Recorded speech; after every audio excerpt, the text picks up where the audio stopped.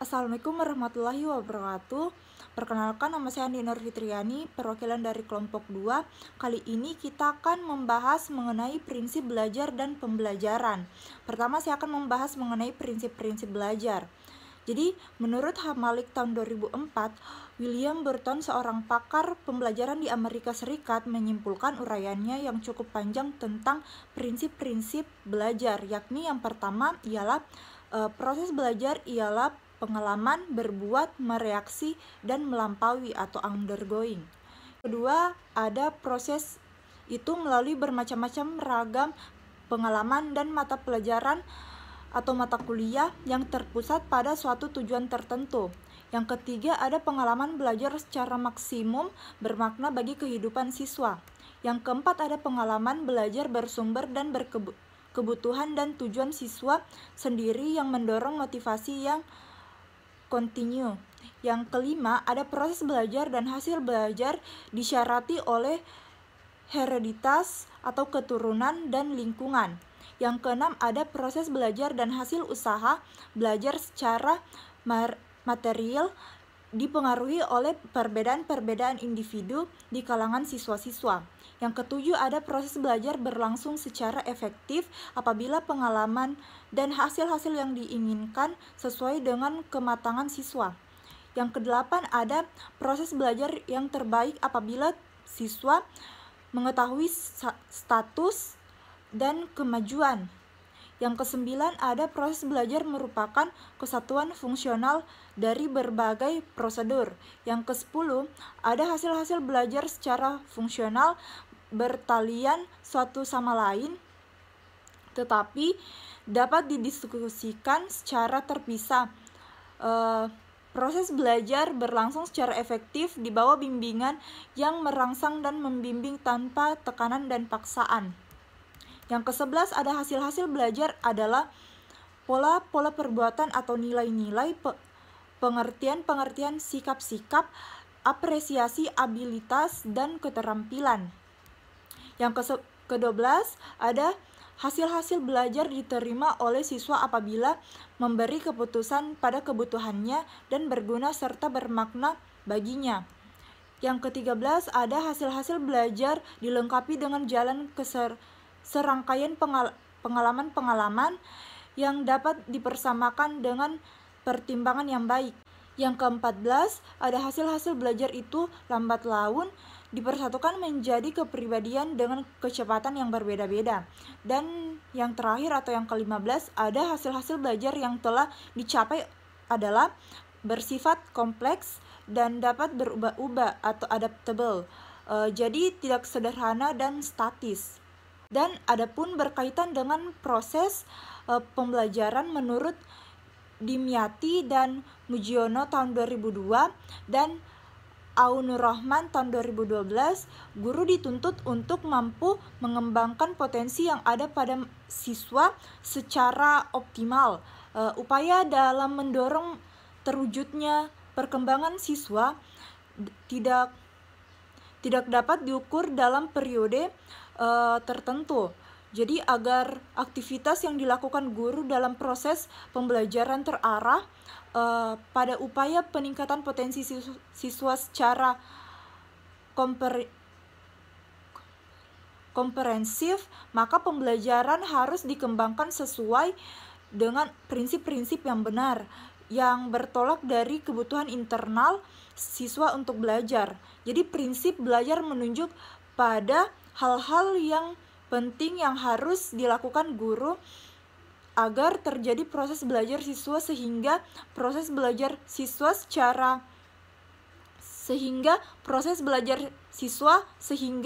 pembelajaran yang dilakukan dapat mencapai hasil yang diharapkan. Jadi proses-proses belajar diberikan arah tentang apa saja yang sebaiknya dilakukan oleh guru agar para siswa dapat berperan aktif dalam proses belajar pembelajaran. Perkenalkan, nama saya Nur Kalbilia. Saya akan menjelaskan bagian B, prinsip-prinsip pembelajaran. Pembelajaran adalah suatu aktivitas atau proses mengajar dan belajar. Aktivitas ini merupakan proses dua arah antara pihak guru dan peserta didik. Dalam Undang-Undang Nomor 20 Tahun 2003 tentang Sistem Pendidikan Nasional menyatakan, pembelajaran adalah proses interaksi peserta didik dengan pendidik dan sumber belajar pada suatu lingkungan belajar. Jadi, prinsip belajar adalah landasan berpikir, landasan berpijak dengan harapan tujuan pembelajaran tercapai dan tumbuhnya proses pembelajaran yang dinamis dan terarah. Dari berbagai prinsip belajar tersebut, terdapat beberapa prinsip yang relatif berlaku umum. Adapun penjelasan tentang prinsip pembelajaran diuraikan sebagai berikut, yaitu 1. Perhatian dan motivasi. Perhatian mempunyai peran penting dalam kegiatan belajar. Menurut Gege dan Berliner dalam Dimyati dan Mujiono, dari kajian teori belajar pengolahan informasi terungkap bahwa tanpa adanya perhatian tak mungkin terjadi belajar. Motivasi dapat dibandingkan dengan mesin dan kemudi pada mobil menurut Gege dan Berliner dalam Dimyati dan Mujiono. Motivasi dapat merupakan tujuan dan alat dalam pembelajaran. Contohnya, siswa belajar bersungguh-sungguh bukan disebabkan ingin memiliki pengetahuan yang dipelajarinya, melainkan didorong oleh keinginan naik kelas atau mendapat ijazah. Yang kedua, ada keaktifan. Belajar tidak bisa dipaksakan orang lain dan juga tidak bisa dilimpahkan kepada orang lain. Belajar hanya mungkin terjadi apabila anak aktif mengalaminya sendiri. Prinsip aktivitas di atas menurut pandangan psikologis bahwa segala pengetahuan harus diperoleh melalui pengamatan dan pengalaman sendiri. Jiwa memiliki energi sendiri dapat menjadi aktivitas karena didorong oleh kebutuhan-kebutuhan. Jadi dalam pembelajaran yang mengolah dan mencerna adalah peserta didik sesuai dengan kemauan, kemampuan, bakat, dan latar belakang masing-masing. Guru hanya merangsang keaktifan peserta didik dengan menyajikan bahan pembelajaran. Yang ketiga, keterlibatan langsung atau pengalaman.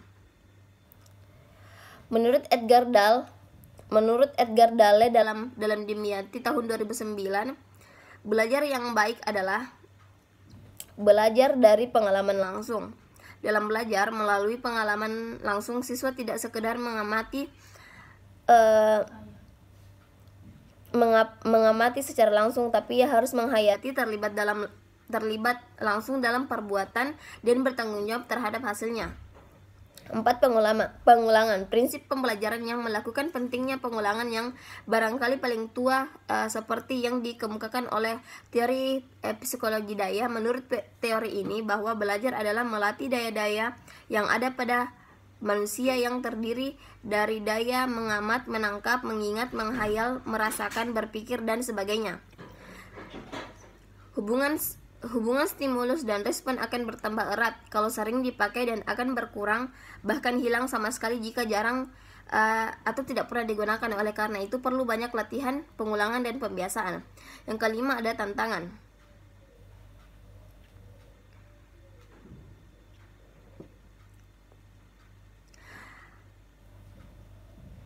Agar pada diri peserta didik timbul motif yang kuat untuk mengatasi hambatan dengan baik, maka materi pembelajaran juga harus menantang sehingga peserta didik bergairah untuk mengatasinya. Yang keenam, ada balikan dan pengulangan. Prinsip pembelajaran yang berkaitan dengan balikan dan pengulangan ditekankan oleh teori operant conditioning, yaitu law of effect, bahwa peserta didik akan belajar bersemangat apabila mengetahui dan mendapatkan hasil yang baik. Hal yang baik akan merupakan balikan yang menyenangkan dan berpengaruh baik bagi hasil usaha belajar atau selanjutnya. Format sajian berupa tanya jawab, eksperimen, diskusi, metode penemuan, dan sebagainya merupakan cara pembelajaran yang memungkinkan terjadinya balikan dan penguatan. Balikan yang diperoleh peserta didik setelah belajar dengan menggunakan metode-metode yang menarik akan membuat peserta didik terdorong lebih bersemangat. Dan yang terakhir adalah perbedaan individu. Siswa merupakan individual yang unik, artinya orang satu dengan yang lain berbeda. Perbedaan itu terdapat pada karakteristik psikis, kepribadian, dan sifat lainnya. untuk dapat memberikan bantuan agar peserta didik dapat mengikuti pembelajaran yang disajikan oleh guru,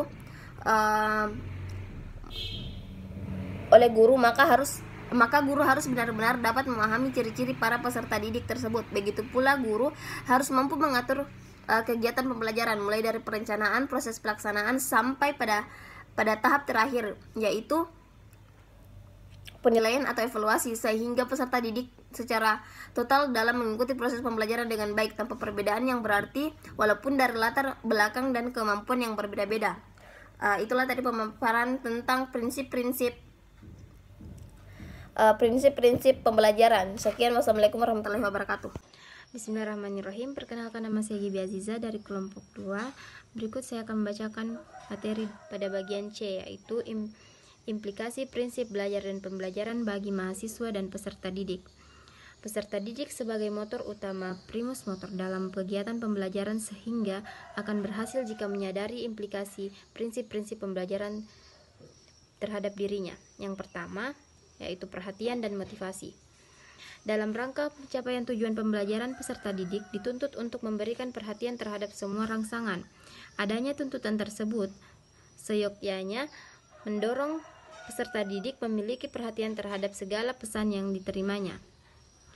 Dengan demikian, peserta didik diharapkan selalu melatih diri indranya untuk memperhatikan rangsangan yang muncul dalam proses pembelajaran. Sedangkan implikasi prinsip motivasi bagi peserta didik adalah disadarinya oleh peserta didik bahwa motivasi belajar yang ada pada dirinya harus dibangkitkan dan dikembangkan secara terus-menerus. Yang kedua, yaitu keaktifan. Peserta didik sebagai sentral dalam pembelajaran, maka sebagai konsekuensinya aktivitas peserta didik merupakan syarat berlangsungnya proses pembelajaran.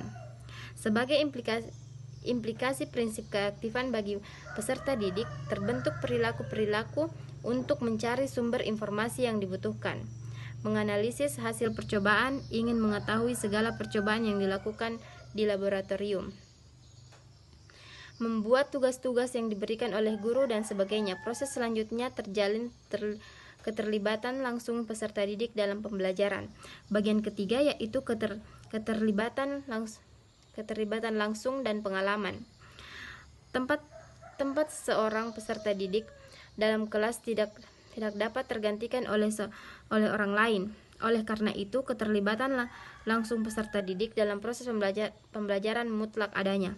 Sebagai implikasinya, peserta didik dituntut untuk mengerjakan sendiri tugas belajar dan yang diberikan oleh gurunya. Bentuk-bentuk perilaku yang merupakan implikasi prinsip keterlibatan langsung adalah sebagai kegiatan yang dilakukan di sekolah, apakah itu berbentuk intrakurikuler ataukah ekstrakurikuler. Yang keempat, pengulangan. Menurut Davis dalam Dimyati 2009-52, penguasaan yang penuh dari setiap langkah memungkinkan belajar secara keseluruhan lebih berarti. Implikasi adanya prinsip pengulangan bagi siswa adalah kesadaran siswa untuk bersedia mengerjakan latihan-latihan yang berulang untuk satu macam permasalahan. Yang kelima, yaitu tantangan. Prinsip belajar ini bersesuaian dengan pernyataan bahwa apabila siswa diberikan langsung tanggung jawab untuk mempelajari sendiri, maka ia lebih termotivasi untuk belajar, akan belajar dan meningkatkan secara lebih baik. Implikasi prinsip tantangan bagi siswa adalah tuntutan dimilikinya kesadaran pada diri siswa akan adanya kebutuhan untuk selalu memproses dan mengolah pesan. Yang keenam, balikan dan penguatan. Siswa selalu membutuhkan kepastian dari kegiatan yang dilakukan. Dengan demikian, siswa selalu memiliki pengetahuan tentang hasil. Hal ini timbul karena kesadaran adanya kebutuhan untuk memperoleh balikan dan sekaligus penguatan bagi setiap kegiatan yang dilakukannya. Misalnya dengan segera mencocokkan jawaban dengan kunci jawaban. Yang ketujuh, perbedaan individu. Setiap peserta didik mempunyai karakteristik yang berbeda-beda. Adanya perbedaan ini seharusnya membuat setiap peserta didik menyadari bahwa dirinya berbeda dengan temannya. Hal ini akan membuat diri peserta didik dalam menentukan cara belajarnya sendiri. Assalamualaikum warahmatullahi wabarakatuh. Perkenalkan, nama saya Nur Kalbi Ilyas. Saya akan memaparkan bagian D, yaitu implikasi prinsip-prinsip belajar dan pembelajaran bagi dosen atau guru. Dosen atau guru seperti halnya peserta didik tidak terlepas dari implikasi prinsip-prinsip pembelajaran, karena guru merencanakan selanjutnya melaksanakan pembelajaran tersebut. Implikasi prinsip pembelajaran bagi dosen atau guru terwujud dalam perilaku fisik dan psikis mereka. Jadi, dengan adanya kesadaran guru pada prinsip-prinsip tersebut, diharapkan adanya peningkatan kualitas pembelajaran yang diselenggarakan. Adapun prinsip-prinsipnya yaitu 1. Perhatian dan motivasi.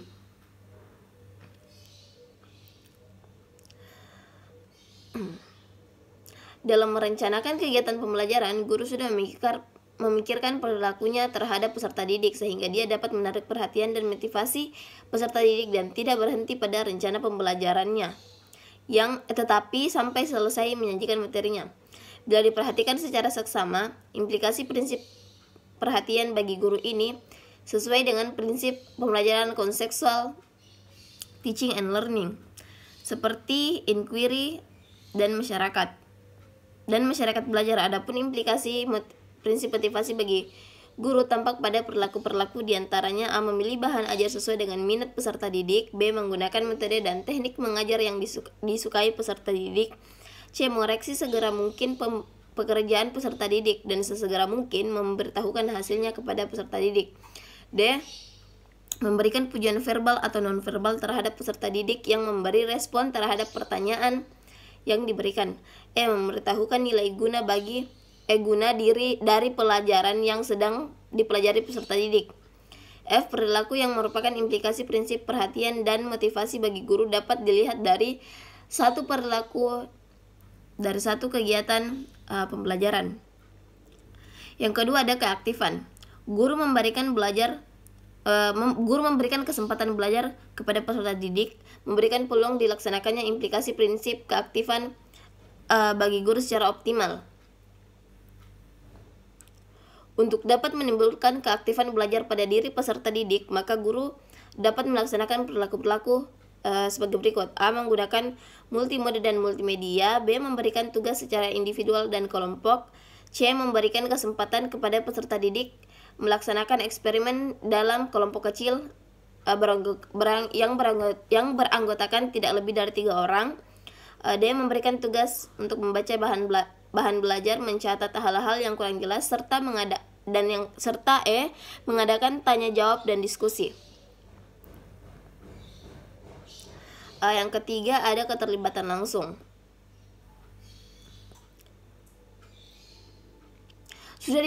Sudah dijelaskan di awal bahwa keterlibatan langsung peserta didik bukan hanya secara fisik, karena itu tidak menjamin keaktifan belajar. Guru harus pandai-pandai merancang pembelajaran sedemikian rupa sehingga peserta didik dapat terlibat langsung bukan saja secara fisik tetapi juga mental, emosional, serta intelektual peserta didik. Perilaku sebagai implikasi prinsip keterlibatan langsung bagi guru adalah sebagai berikut, yaitu merancang kegiatan pembelajaran yang lebih banyak pada pembelajaran individual atau kelompok kecil. B. Mementingkan eksperimen langsung oleh peserta didik dibandingkan dengan demonstrasi.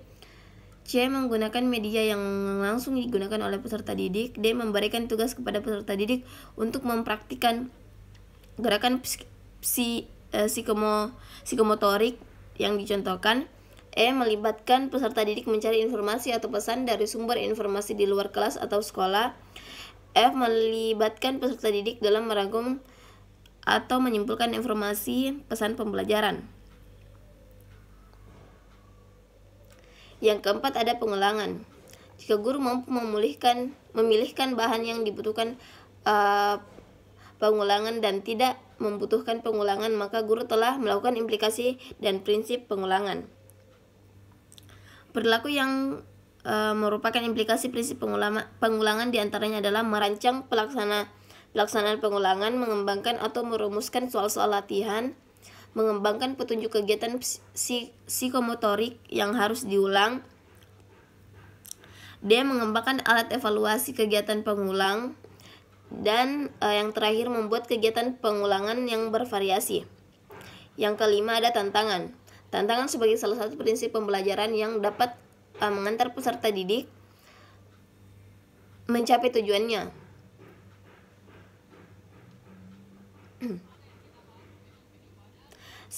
Sehingga guru harus merancang kegiatan pembelajaran dan bentuk kegiatan dan bahkan melalui media yang memberi tantangan kepada peserta didik untuk lebih bersemangat dan dengan tantangan itu. Perilaku guru yang merupakan implikasi prinsip tantangan diantaranya adalah merancang dan mengelola kegiatan eksperimen yang memberikan kesempatan kepada peserta didik untuk melakukannya secara individual atau dalam kelompok kecil. B. Memberikan tugas kepada peserta didik memecahkan masalah yang membutuhkan informasi dari orang lain atau di luar sekolah sebagai sumber informasi. C. Menugaskan kepada peserta didik untuk menyimpulkan isi pelajaran yang selesai disajikan. E. Mengembangkan bahan pembelajaran seperti teks, handout, modul, dan lain-lain yang diperhatikan kebutuhan peserta didik untuk mendapatkan tantangan di dalamnya, sehingga tidak harus semua pesan pembelajaran disajikan secara detail tanpa memberikan kesempatan peserta didik mencari dari sumber lain. E. Membimbing peserta didik untuk menemukan fakta, konsep, prinsip, dan generalisasi sendiri. F. Guru merancang dan mengelola kegiatan diskusi untuk menyelenggarakan masalah-masalah yang disajikan dalam topik diskusi. Yang keenam ada balikan dan penguatan. Pemberian balikan dan penguatan dapat dengan lisan dan tulisan. Guru harus dapat menentukan momen dengan cara yang tepat. Keduanya dapat diberikan dengan sasaran. Implikasi prinsip balikan dan pungutan bagi guru dapat terwujud perilaku diantaranya yaitu memberitahukan jawaban yang benar setiap kali mengajukan pertanyaan yang telah dijawab peserta didik secara benar ataupun salah. B. Mengoreksi pembahasan pekerjaan rumah yang diberikan kepada peserta didik dengan waktu yang telah ditentukan. E. Memberikan catatan-catatan pada hasil kerja peserta didik berupa makalah, laporan, clipping pekerjaan rumah berdasarkan hasil koreksi guru terhadap hasil kerja pembelajaran. Dia memberikan lembar jawaban tes pelajaran yang telah dikoreksi oleh guru disertai skor dengan catatan bagi peserta didik. E. Mengumumkan dan menginformasikan peringkat yang diraih peserta didik berdasarkan skor yang dicapai dalam tes. F. Memberikan anggukan atau acungan jempol atau isyarat lain kepada peserta didik yang telah menjawab dengan benar pertanyaan yang disajikan oleh guru. G. Memberikan hadiah atau ganjaran kepada peserta didik yang berhasil menyelesaikan tugas.